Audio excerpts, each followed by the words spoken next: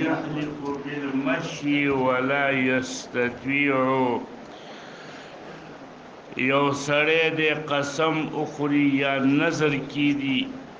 چې زبا پیدا زما او داغه وس نکیږي چې پیدا لاړ شي نو د باندې څه حکم دی نو دی باب کې دا راځي چې کچا دا نظر کړی چې زبا حج کوم پیدا او اغا رسول الله صلی الله علیه وسلم دغه چاته ویلی دي چې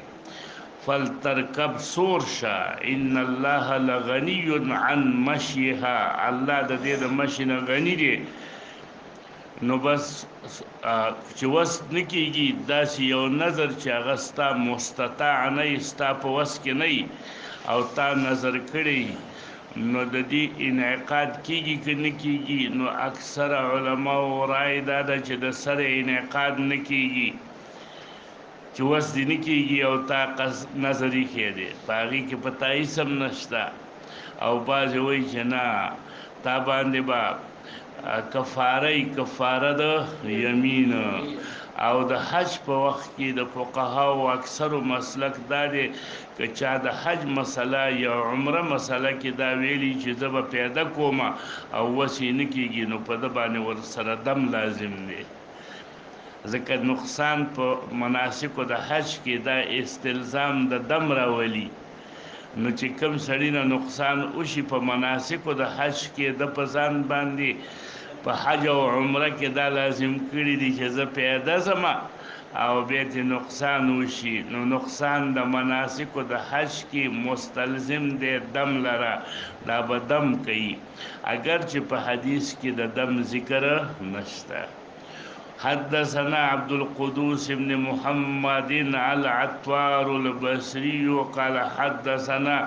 عمرو بن عاصم عن عمران القطاني عن حميد عن انس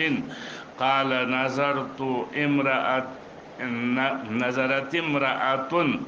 ان تمشي الى بيت الله پیدل اړشي بیت الله لدای نظری کېو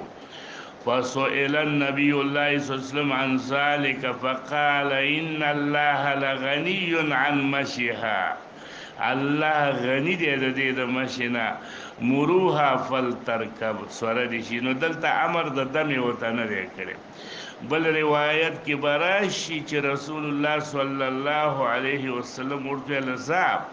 یو سړی ته چې هغه نظر د مشي کېو ځا چې کوم ځای کې عاجز شوی سور شه نه څو پورې چې د وس کېږي خو ځا چې بیا د وس نه کېده بیا سور شه نو په دې ټولو صورتونو کې مونږ دا وایو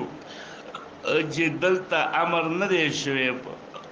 دم سره اگر چې د فقهاو رای دا ده چې دم به ورکوي او هغه به په روایت د ابو داود نه داسې معلومیږي هغې کې داسې دي چې فامرها النبي صلی الله علیه وسلم ان ترکب وتهدي هدیا امر یې ورته وکړ چې سواره شه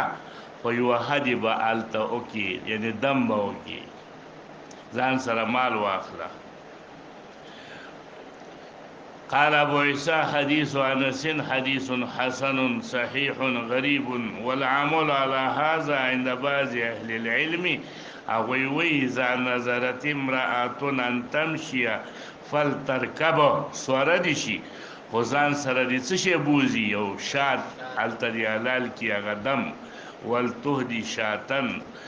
اگر چې په دې روایتو کې نشتا خو ابو داود په روایت کې ور سره دا راځي چې وتهدي هاديا وبه حدثنا ابو موسى محمد بن المصنع قال حدثنا خالد بن الحارث قال حدثنا حميد عن ثابت عن انس قال مر النبي صلى الله عليه وسلم بشيخ كبير یتهادا بین ابنیه شیخ کبیر معنی انتهایی سپینګیره یتهادا روان شوی بین ابنیه په مابین د دوو بچو باندې لاسونه داسې کی و روانو په خپل ودریدم نشه تلم نشه دونه کمزور یو رسول الله صلی الله علیه وسلم دا څه شي کوي دا شیخ صاحب چې روان دی قالوا یا رسول الله نظر يمشي دې نظری کې دې چې پیدا بزي حج لا عمره لا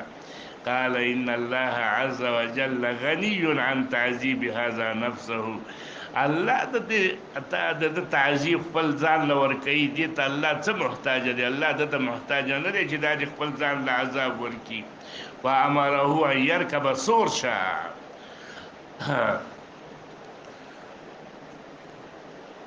ابو داود کی روایت دے د ابن عباس رضی اللہ عنہ نا باغی کی داسی دی جاءت امرأة الى النبی صلی اللہ علیہ وسلم فقالت یا رسول اللہ ان اختی نظرت ان تحج ماشیتا فقال ان اللہ لا يصنع